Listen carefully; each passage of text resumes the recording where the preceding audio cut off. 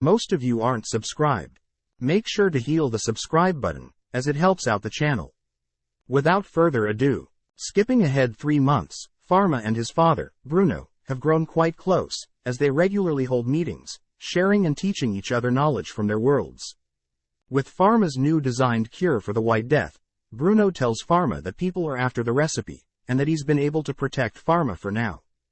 Hearing this, Pharma is thankful, but notes that medicine to cure any disease should be made public, as this will help spread the good deed of pharmacists. Hearing Pharma's innocent ambitions, Bruno brings up the topic of the Queen, revealing that he has been told that someone had purposely brought the disease into the royal family, wanting them dead. Before Pharma leaves to check on the Queen, Pharma states that even if someone is exposed to the White Death, there is only a 10% of it actually infecting someone. Now alone, Bruno thinks about a past memory, an encounter with a disheveled chain-up maniac.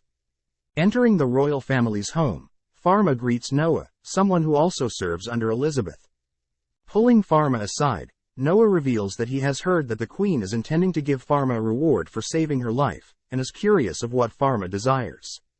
After hearing Noah fire off some suggestions, Pharma thinks about what the one thing he desires the most is, coming to the realization that he wants to open a pharmacy of his own. With that, he can finally work towards the goal of becoming well known, whilst also being able to provide medicine for the poor. Leaving to meet with the Queen, Pharma concludes that the medicine has been working well to counteract the White Death, seeing Elizabeth clearly well. But Pharma does warn Elizabeth to always be cautious, as with time, simple diseases in different environments could easily evolve and spiral out of control. Seeing it as the perfect chance, Elizabeth thanks Pharma for giving her hope, when everyone else had already given up, revealing that the moment she was diagnosed with the White Death, her authority as ruler was immediately stripped and disregarded. Asking Pharma if she should even reclaim the throne, Pharma ponders for a bit, before stating that she is clearly loved, not only by her son, her advisors, but also the citizens of the kingdom. Hearing such mature advice, Elizabeth is clearly surprised, but before she can say anything, Pharma leaves, telling Elizabeth to not waste this second chance in life, just like how he is doing what he loves the most. Several months later, Bruno is seen congratulating the Queen's full recovery, along with her reinstatement of the throne. Elizabeth apologizes for the sudden summon, but wishes to give him and Pharma their rewards. With Bruno and Pharma dressed nice, they head into the throne room, shocked at the amount of people in attendance, along with Her Majesty's powerful aura. First, Bruno is thanked by the Queen for continuing to serve her and educate others on medicine, ultimately giving him authority over some land. Next, Pharma is called, surprising him, as he's being given a status promotion, from apprentice pharmacist to royal pharmacist. Still in shock, Pharma is also granted permission to open up a pharmacy in the town, which Pharma notes must have been the doing of Noah, as he himself hadn't told anyone of such a dream. With such a special event wrapping up, Pharma heads home, but is surprised to see that the Queen has already hired men that'll begin constructing Pharma's desired pharmacy. Apologizing for not being more prepared, Pharma is suddenly interrupted by Ellen, who was sent by Bruno, to come help assist Pharma with building his pharmacy. With so many people in front of him, Pharma starts thinking of a dream design, sketching it up on paper, and impressing everyone. Given such detailed sketches, the men get to work, showing Pharma their progress. Tasked with thinking of a name, Pharma comes up with several names, but accidentally gives the men the wrong name, leading his pharmacy to be called Parallel World Pharmacy. Arriving, Ellen compliments Pharma on his creative name for the place, but states that since Pharma is the son of a noble, he'll be bound to fight with other pharmacists, as they'll all be fighting over customers. Right on cue, the head of the Pharmacist Guild appears, Verone. Complimenting Pharma's design, Verone attempts to mock Pharma's knowledge of medicine, but is surprised that a kid is quite knowledgeable. Asking Verone if he'll have to join his guild to operate his pharmacy, Verone states that his guild only accepts commoners, and that nobles like Pharma are welcomed, but will be treated differently. Hearing this, Pharma rejects the offer, which Verone accuses Pharma of attempting to profit from citizens by selling highly priced medicine, but Pharma fires back, stating that he'll be selling things at a cheaper price. Hearing this, Verone becomes furious, believing that Pharma is lying about his capabilities, but Ellen cuts him off, scolding him for getting angry at a child. As Ellen scares off Verone, Pharma and Ellen head into the pharmacy, making their rounds, and confirming that they have all the equipment needed to run the store. Realizing that they need an accountant, Pharma can't help but notice Lot jumping at the offer. After some consideration, Pharma gives in, noting that Lot's energetic nature will come in handy. Knowing that they still need someone in the finance department, Pharma decides to head back home, hoping to find someone, but is shocked to see everyone gathered around. Apparently, Cedric, one of the butlers in his home, is retiring, as Bruno has assessed Cedric's knees, and is ordering Cedric to not push himself further. Knowing that Cedric wants to continue to work, Pharma rushes to his father's office, asking if he could hire Cedric to work at his pharmacy. Since Cedric is no longer working under Bruno, his father states that Pharma can hire him as he pleases. Additionally, Bruno brings out a gift for Pharma. Knowing that operating a business will be expensive, Bruno had planned to give Pharma this, as a celebration of his son starting his own business.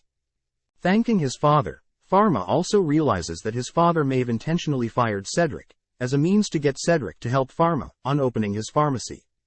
With opening day arriving, Pharma stands alongside all his employees, whilst giving an opening speech. All whilst this is happening, several commoners and other pharmacists that belong to Verone's pharmacy watch the opening, scheming something. With already a month passing by, Pharma notes the unforeseen difficulty with getting customers into the store. But Ellen reasons that it is because commoners are more likely to visit pharmacies they're used to, and nobles usually have private practitioners attend to their needs. Therefore, Pharma's new store will be in a tough spot. On top of that, Pharma's noble status does somewhat put the commoners on edge. As Ellen, Cedric and Pharma begin brainstorming ideas to get customers interested, Lot barges in, revealing that she had been conducting a survey whilst talking to the townspeople. Out of 100 people, Lot reads out the following concerns regarding Pharma's new parallel world pharmacy. The customers are commoners, so they don't know how to talk to a noble. The customers aren't sure if they trust Pharma, a kid, as the main pharmacist of the store, and finally, the store's overall vibe is quite prestige. Therefore, the commoners fear that they will be out of place, or discriminated against. Hearing these complaints, the gang are fired up, as things like fear of high prices can easily be fixed, as they can display the cheap prices outside, without people fearing the medicine will be expensive. Additionally, Pharma realizes that most commoners can't read, so he'll have to come up with a fix. After some tweaks, Pharma is pleased to see that Mr. Jean is their first regular customer, picking up treats that help him as a sailor. Wanting to help out Mr. Jean, Pharma mentions how he should purchase some of his vitamin C candy that may help scurvy, but hearing this, Mr. Jean mysteriously leaves early. Following Mr. Jean outside, Pharma watches as Mr. Jean speaks to some mysterious men, but is distracted by two familiar faces. Seeing his mother and father in disguises, Pharma invites the two in, giving them a tour of the pharmacy. On the first floor is the merchandising area, a lab and a waiting room. The second floor is for medical care and a patient rest area. The final third floor is intended for staff, along with a lab only for Pharma to experiment in. Sitting down for a chat, Pharma mentions how nobles and merchants visit the store, but the issue is getting commoners to buy their products. Hearing this, Pharma's mother, Beatrice, suggests Pharma create cosmetic products, which Pharma realizes is a brilliant idea. Asking his mother for any suggestions, Beatrice is suddenly cut off by Bruno, who forbids Pharma from making white face powder, as all the current powders mysteriously cause women to die young. Hearing this, Pharma is impressed, as powdered cosmetics during this time would have been filled with toxic metals, meaning people who used white powder for cosmetics would have been exposed to metal poisoning. Beatrice also adds that she, along with other women, do love the idea of having pure white skin, even going as far as to drain their own blood, to appear more pale white, which gives Pharma an idea. Just then, a man interrupts their conversation, asking for help, as a lady has fainted outside. Immediately rushing to the scene, Pharma makes his way through the crowd, assessing the lady with his all-seeing eye. At first, Pharma notices no standout illness, wondering the reason for her pale skin. Looking harder, Pharma realizes that she has several cuts on her wrist, and as a result the cuts have been infected. Taking her back to his pharmacy, Pharma and the gang learnt that the girl's name is Chloe, the daughter of an entrepreneur, and that she had been recently dumped by her boyfriend, who wanted someone with pale skin. As a result, Chloe had been draining blood from herself, as a means to get herself to look more pale, but Pharma advises against it. Additionally, Pharma states that she shouldn't use white powder on her skin, even knowing that it'll shorten her lifespan. She can't help it. Seeing her break down, Pharma decides that he'll design his own product that'll whiten skin, and ask that Chloe return later. A week goes by, and Pharma is seen with his new white lotion, trying it on himself first. When Ellen gets concerned about Pharma using white powdered product, which his father had forbidden, Pharma reassures Ellen that the lotion he made has no toxic metals in it, adding that he intends to get the Queen involved regarding the use of toxic metals in products. With Chloe showing up, Pharma shows off his new lotion product, asking Chloe to apply the product. Whilst doing so, Pharma adds that the product should protect her from the sun. Finishing off with some glitter powder, Chloe begins shedding tears, as she can obtain such a look without the need to harm herself. Rolling out the item, Lot begins giving out free samples, drawing all sorts of customers from all ages.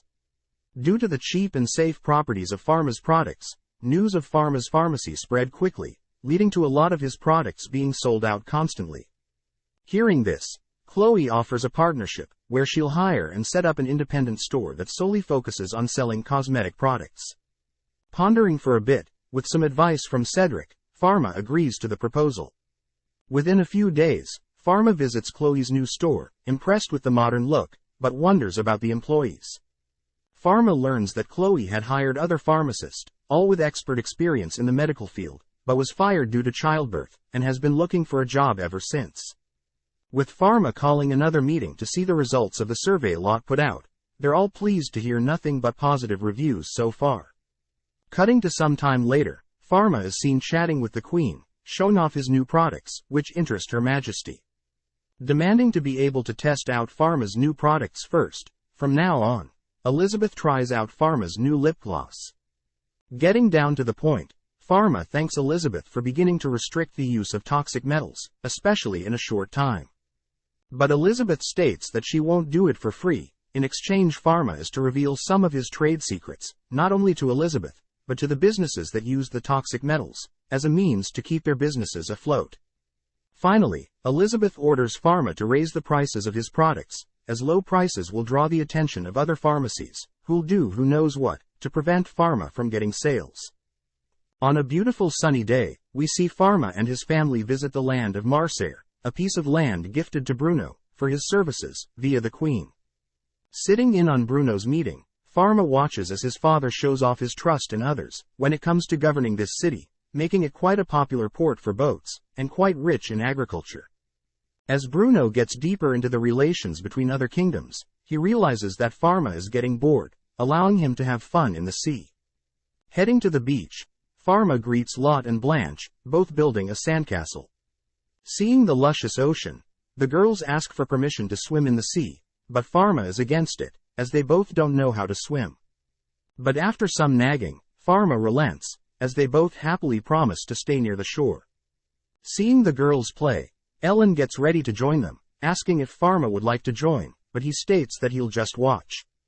Seeing Blanche play in the sea, Pharma is reminded of his little sister, in his previous life, who was around 4 years old, and always dreamed of swimming with Pharma. But because she was too young, Pharma said he'll teach her when she turns 5, but sadly her illness was discovered before her birthday. Suddenly snapping out of his daydream, Pharma hears the cry of Blanche, who has been swept away further into the ocean. Dashing into the sea, Pharma attempts to swim towards Blanche, but the tides are getting stronger the further out he goes.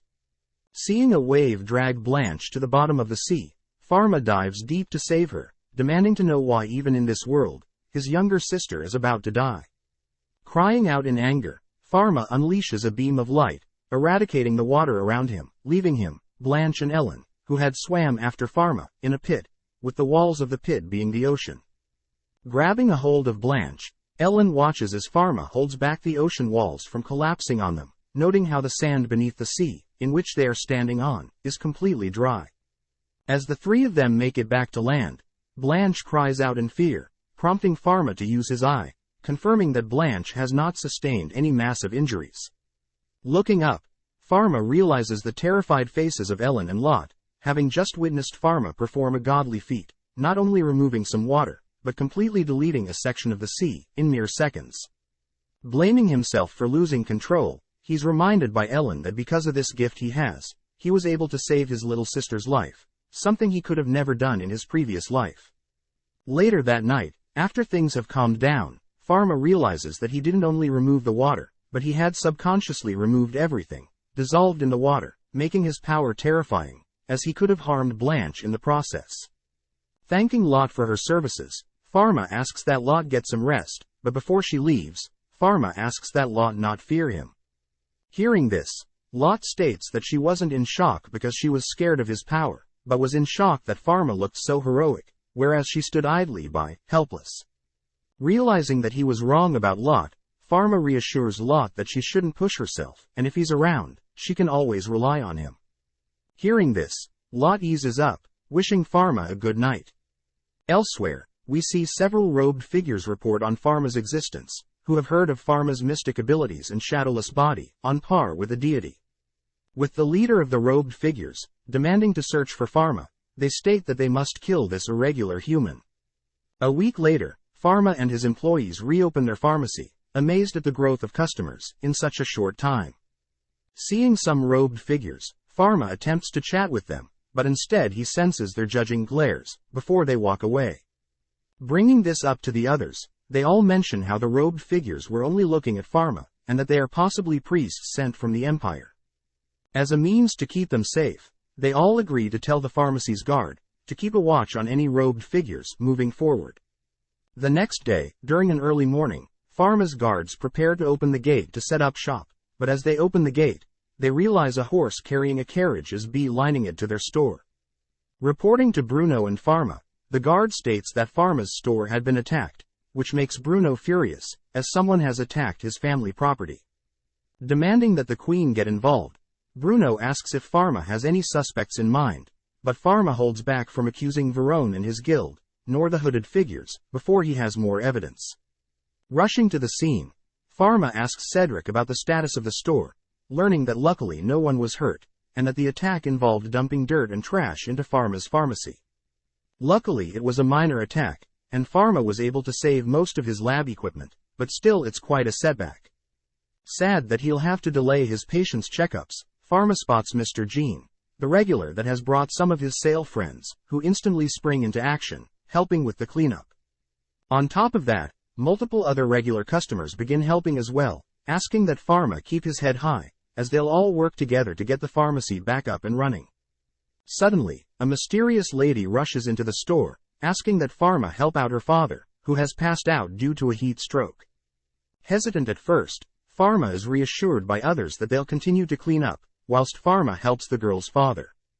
On horseback, Pharma is guided through a forest, hoping that her father's conditions haven't escalated too much, as he's only brought the bare essentials to treat his symptoms.